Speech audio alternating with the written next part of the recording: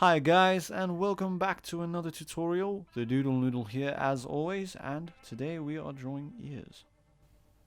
I have this one ear here, and as you can see it's just a simple layout of what an ear looks like, and we're going to use this to break it down, and I'm going to show you a really quick way to easily draw ears. And then we'll go over some of the underlying parts here, like the cartilage, and so that you can really understand how everything folds into each other.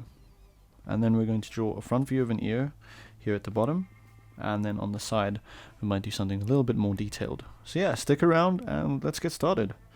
So as you can see here, there's this big general shape over here. You can draw it with a C shape. Just make a C and then bring down a line, and what we're essentially doing is making a backwards question mark. If your ear is facing the other way, then yeah, just start with a question mark, and we're going to build off of that. So the little circle, that's your earlobe, and that big curve is the helix of your ear, and you're going to bring it down and connect that earlobe up to that C shape, and you can let it fold in a little bit more. So the helix actually folds all the way in, and yeah, we're just going to bring it all the way down and around, and just to over the earlobe. Okay, and then we're going to do the next part, which is the anti-helix. And it comes up and just in under the helix of the ear. And boom, now you've got a pretty simple ear. I'm going to draw it one more time, really simple, pretty easy. If you're enjoying the video so far, perhaps consider becoming a subscriber or leaving a like down below.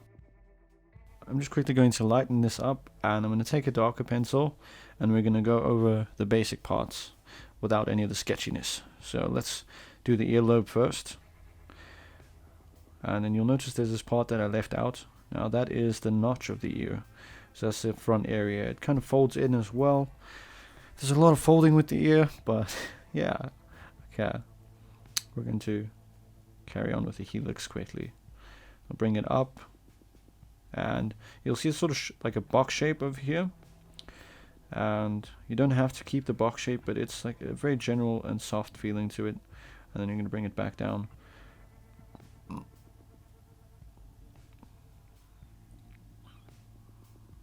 Okay, so there's this sort of rounded break off at the lobe of the ear and like a soft notch, and that comes from the folding in from the helix and the anti-helix together, meeting at the earlobe. Let's bring it up. Alright, let me just clean this up a bit. So yeah, now you've got the lobe, you've got the helix. So with the anti-helix, it's kind of like it folds out into a Y and goes behind the ear. So we're going to take this and we're going to break it down a little bit more just now. But for now, I'm going to show you just the overall form for it.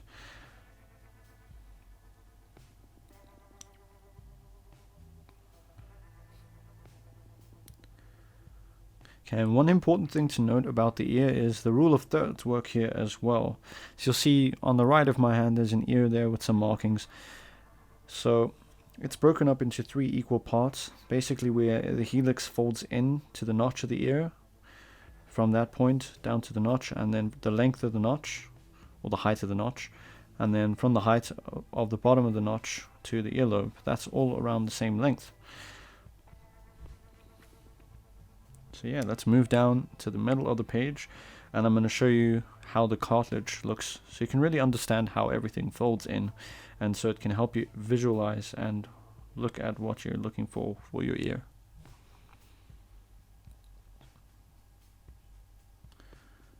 Right, let's do another question mark, because that is our foundation. So for now we're going to leave out the lobe, and we're just going to focus on the cartilage and stuff at the top. Because the lobe is actually, it's like a bunch of fat at the bottom of your ear. Alright, so that notch is actually its own little bit of cartilage that connects to the ear, and it comes up sort of spade shape. And with the helix, it actually comes all the way from here, and it comes up and down comes back down, and then there's the anti-helix, which comes to the lobe here as well. And you'll notice that this part has got a very curved shape to it, and I'm going to draw it for you quickly. So it looks like this.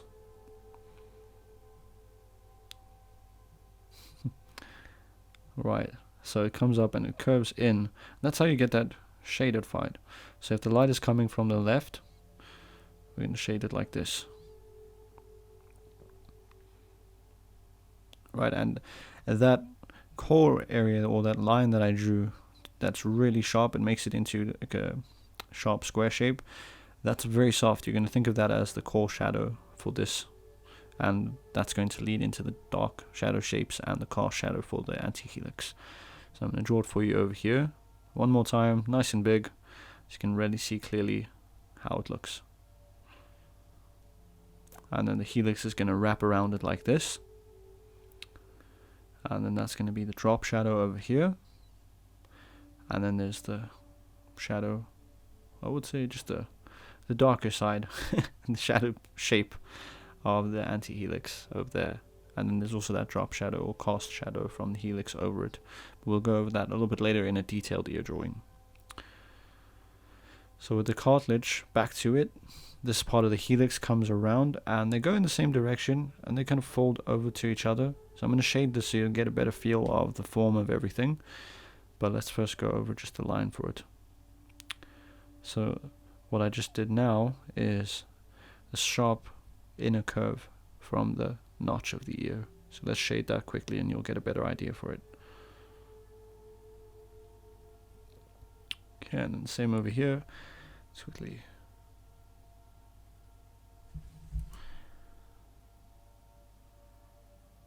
Okay, and then that comes up and around again.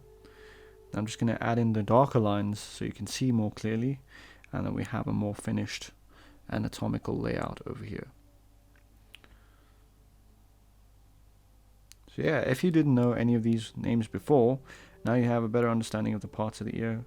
So the helix is that big outer part of the ear, and then the little inner sort of spiral is called the anti-helix, and then yeah, there's your notch of your ear and your lobe. So there's a few more words for any of you complete art newbies who have never even looked at an anatomy book at all. No offense there, at least. I'm not making fun of you. I'm just saying now you have a few extra words. I would strongly advise using anatomy books for studying art if you're learning to draw the human body. It helps a lot. Don't try to get a medical one. Just get one that's actually made for art, but make sure that it's quality enough that there are these kinds of breakdowns. I'm actually using a reference from an anatomy book here when I'm drawing this lobe, and it really has been helpful for understanding how to draw ears. So you'll notice that there are a lot of sharp edges, and those turn into highlights for the earlobe. So when you're drawing the actual flesh over these cartilage pieces, it's just going to be softer core shadows, and you'll see how I do that a bit later. But yeah, let's continue shading over here.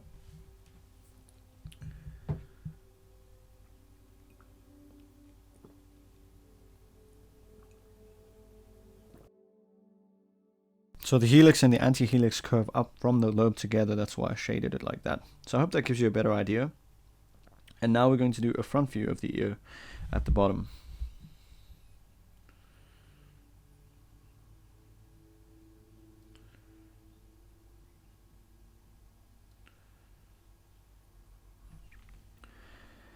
Alright, so the anti-helix is going to stick out in front of the helix when you're looking at it more from the front. And I'm going to just draw it down. So again, remember that the ear is divided into thirds here. So we're going to lay that out so you don't mix up the scale, because it's very easy to draw the lobe a little bit too short. I actually did that the first time. I had to start over. So I'm learning just as much as I'm teaching you guys here. So yeah. Let's bring it down.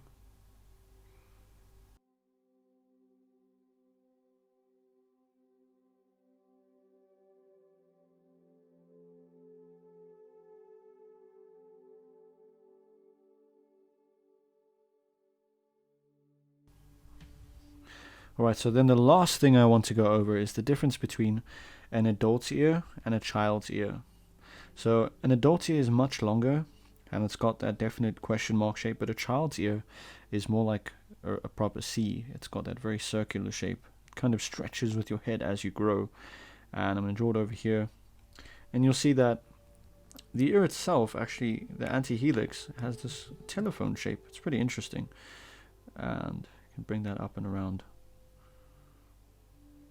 There we go. So I'm just going to shade it in a little bit so you can see again how everything folds into each other. And yeah, so with the child's ear, kind of try to think of that old 1970s telephone shape. I think it was up until the 90s even. But yeah, let's do one more ear just here on the side. So I'm going to show you the steps again. So step 1 is just a question mark, and then step 2 is just add in some extra, just add in some lines to create that thickness and connect the earlobe up to the question mark shape. Right, so I'm going to do it with a blue, red, and green pen. So the red pen is step 1, just using the question mark. Green pen is just finding the different shapes. So let's go back a bit. Notch of the ear. I'm going to take the blue pen and go back over this and just line everything out. Just correct this red line. So while it does give you a general idea of how to draw your ear, you will want to do the red line really lightly and the green line as well. So think of the red line as your idea in your head. The green line is your soft pencil outlining just to figure out exactly how you're going to do the ear, and then your blue is your final drawing where you're not going to erase much from this and it's going to be dark and shaded in.